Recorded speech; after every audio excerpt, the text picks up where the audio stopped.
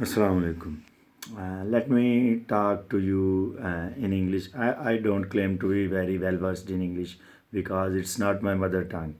But uh, I just want to prove at some point later in this talk so that I am speaking in English.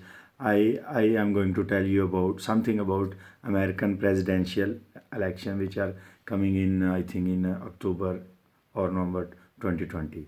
There are two main candidates. One is from Republican Party, who is Donald Trump, and other is Bernie Sanders. He is from Democratic Party. Bernie Sanders is a Jewish American. He is a Jew, and he is very great person. He speaks for climate change, for women rights, for minority rights, and he speaks for everything which is good for all human beings. He is not racist. He is not bigot like Donald Trump. Donald Trump is a pure bigot. He speaks ill about women, minorities, and especially Muslims. He is a representative of white nationalists. So, as a concerned citizen of world, I support Bernie Sanders in next American presidential election because, his selection as president of United States of America will be beneficial for whole world. He is a good person. I hope I pray to God that God bless him with the presidency of America. ਅੱਛਾ, ਇਹ ਮੈਂ ਅੰਗਰੇਜ਼ੀ ਇਸ ਵਾਸਤੇ ਨਹੀਂ ਬੋਲੀ ਕਿ ਮੈਂ ਕਿਸੇ ਨੂੰ ਇੰਪਰੈਸ ਕਰਨਾ ਅਤੇ ਨਾ ਕੋਈ ਹੋਵੇ ਇੰਪਰੈਸ, ਕਿਉਂਕਿ ਮੇਰੀ ਅੰਗਰੇਜ਼ੀ ਜਿਹੜੀ ਉਹ ਵੀ ਪੰਜਾਬੀ ਐਕਸੈਂਟ ਦੇ ਵਿੱਚ ਹੈ। ਯਾਨੀ ਕਿ ਮੇਰੀ ਅੰਗਰੇਜ਼ੀ ਕੋਈ ਜ਼ਾਹਰ ਗੋਰੇ ਦੇ ਐਕਸੈਂਟ 'ਚ ਨਹੀਂ ਹੈ, ਨਾ ਮੈਂ ਕਦੀ ਗਿਆ ਵਾਂ ਗੋਰੇ ਦੇ ਮੁਲਕ 'ਚ, ਅਤੇ ਨਾ ਮੈਨੂੰ ਸ਼ੌਕ ਹੈ ਗੋਰੇ ਦੇ ਐਕਸੈਂਟ 'ਚ ਬੋਲਣ ਦਾ। ਸ਼ੁਕਰ ਹੈ ਅੱਲਾ ਦਾ ਪੰਜਾਬੀ ਐਕਸੈਂਟ 'ਚ ਬੋਲੀ ਦੀ। ਹੁਣ ਮੈਂ ਜਦੋਂ ਇਹ ਅੰਗਰੇਜ਼ੀ 'ਚ ਗੱਲ ਕੀਤੀ ਹੈ ਨਾ ਅਮਰੀਕਨ ਪ੍ਰੈਜ਼ੀਡੈਂਸ਼ੀਅਲ ਇਲੈਕਸ਼ਨ ਦੇ ਬਾਰੇ 'ਚ, ਅਤੇ ਮੇਰੀ ਕੌਮ ਨੂੰ ਇਹ ਗੱਲ ਸਮਝ ਨਹੀਂ ਆਈ। ਇਹ ਗੱਲ ਸਮਝ ਆਈ ਹੈ ਕੋਈ ਜਿਹੜੇ ਬਾਹਰ ਬੈਠੇ ਨੇ ਜਿਨ੍ਹਾਂ ਨੂੰ ਅੰਗਰੇਜ਼ੀ ਹੁੰਦੀ ਹੈ। ਮੇਰੇ ਪਿੰਡ ਦੇ ਵਿੱਚ ਜਿਹੜੇ ਮੇਰੇ ਕਜ਼ਨ ਬੈਠੇ ਨੇ, ਮੇਰੇ ਭਰਾ ਬੈਠੇ ਨੇ, ਮੇਰੇ ਪਿੰਡ ਵਾਲੀ ਆਵਾਮ ਬੈਠੀ ਹੈ, ਜਾਂ ਓਵਰਆਲ ਪੰਜਾਬ 'ਚ ਜਾਂ ਪਾਕਿਸਤਾਨ ਦੇ ਵਿੱਚ ਜਿਹੜਾ ਵੀ ਬੰਦਾ ਬੈਠਾ, ਥੋੜ੍ਹੇ ਜਿਹੇ ਬੰਦਿਆਂ ਨੂੰ ਇਹ ਗੱਲਬਾਤ ਸਮਝ ਆਈ ਹੈ, ਮੈਜੋਰਟੀ ਨੂੰ ਨਹੀਂ ਆਈ। ਇਹ ਹੁੰਦਾ ਆਪਣੀ ਜ਼ੁਬਾਨ ਨਾ ਬੋਲਣ ਦਾ ਨੁਕਸਾਨ। ਮੈਂ ਹੁਣ ਜੇ 4 ਜਮਾਤਾਂ ਪੜ੍ਹ ਗਿਆ ਵਾਂ ਅਤੇ ਇਹਦਾ ਇਹ ਮਤਲਬ ਨਹੀਂ ਕਿ ਮੈਂ ਆਪਣੀ ਕੌਮ ਨਾਲ ਆਪਣੀ ਜ਼ੁਬਾਨ 'ਚ ਗੱਲ ਹੀ ਨਾ ਕਰਾਂ। ਜੇ ਮੈਂ ਉਹਨਾਂ ਨੂੰ ਅਮਰੀਕਾ ਦੇ ਸਦਾਰਤੀ ਇੰਤਖਾਬਾਤ ਦੇ ਬਾਰੇ 'ਚ ਵੀ ਦੱਸਣਾ ਚਾਹੁੰਦਾ ਵਾਂ ਤਾਂ ਮੈਂ ਉਹਨਾਂ ਨੂੰ ਪੰਜਾਬੀ 'ਚ ਜ਼ਿਆਦਾ ਚੰਗੇ ਤਰੀਕੇ ਨਾਲ ਦੱਸ ਸਕਦਾ ਵਾਂ, ਜਿਹੜੀ ਉਹਨਾਂ ਨੂੰ ਸਮਝ ਆਏਗੀ। ਜਿਹਦੇ 'ਚ ਮੈਂ ਉਹਨਾਂ ਨੂੰ ਦੱਸਣਾ ਚਾਹਾਂਗਾ ਕਿ ਬਰਨੀ ਸੈਂਡਰ ਡੈਮੋਕ੍ਰੇਟਿਕ ਪਾਰਟੀ ਦਾ ਉਮੀਦਵਾਰ ਹੈ, ਅਤੇ ਉਹ ਜਿਹੜਾ ਬੜਾ ਅੱਛਾ ਬੰਦਾ ਹੈ। ਉਹ ਯਹੂਦੀ ਹੈ ਲੇਕਿਨ ਬਹੁਤ ਅੱਛਾ ਯਹੂਦੀ ਹੈ। ਉਹਦੇ ਨਾਲ ਇਲਹਾਨ ਉਮਰ ਹੈ, ਉਹ ਸੋਮਾਲੀਆ ਦੀ ਡੈਮੋਕ੍ਰੇਟਿਕ ਪਾਰਟੀ ਦੀ ਹੈ। ਉਸ ਤੋਂ ਇਲਾਵਾ ਮੈਕਸੀਕੋ ਦੀ ਵੀ ਇੱਕ ਔਰਤ ਹੈ। ਉਸ ਤੋਂ ਇਲਾਵਾ ਜਿੰਨੇ ਅੱਛੇ ਅਮਰੀਕਨ ਨੇ ਜਿਹੜੇ ਨਾ ਰੇਸਿਸਟ ਨੇ, ਨਾ ਮਤਲਬ ਉਹ ਰਿਲੀਜੀਅਸ ਤਸੱਸੁਬ ਵੀ ਨਹੀਂ ਰੱਖਦੇ, ਯਾਨੀ ਬਹੁਤ ਅੱਛੇ ਲੋਕ ਨੇ।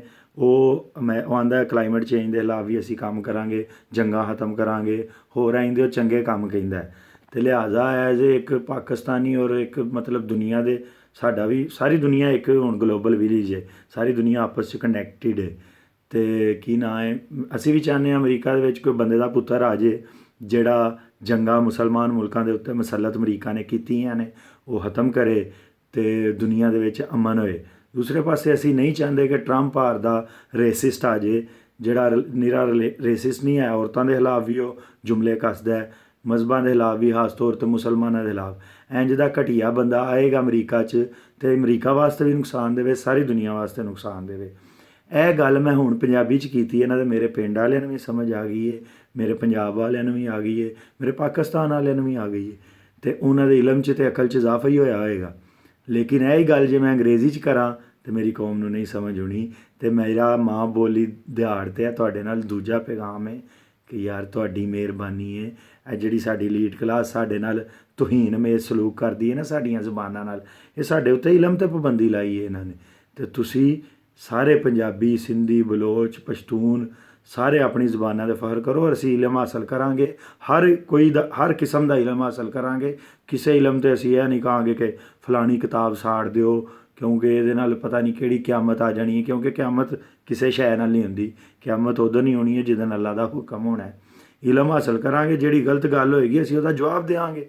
ਅਸੀਂ ਇਲਮ ਤੇ ਦਲੀਲ ਨਾਲ, ਕੁਰਾਨ ਅੱਲਾਹ ਪਾਕ ਆਂਦਾ ਦਲੀਲ ਨਾਲ, ਅੱਲਾਹ ਆਂਦਾ ਗੌਰੋ ਫਿਕਰ ਕਰੋ ਦੁਨੀਆ ਤੇ ਈਮਾਨ ਵਾਲੇ ਆਂਦੇ ਨੇ ਅਸੀਂ ਗੌਰੋ ਫਿਕਰ ਨਹੀਂ ਕਰਨਾ, ਅਸੀਂ ਗੁੱਸਾ ਕਰਨਾ, ਅਸੀਂ ਗਾਲਾਂ ਕੱਢਣੀਆਂ ਨੇ।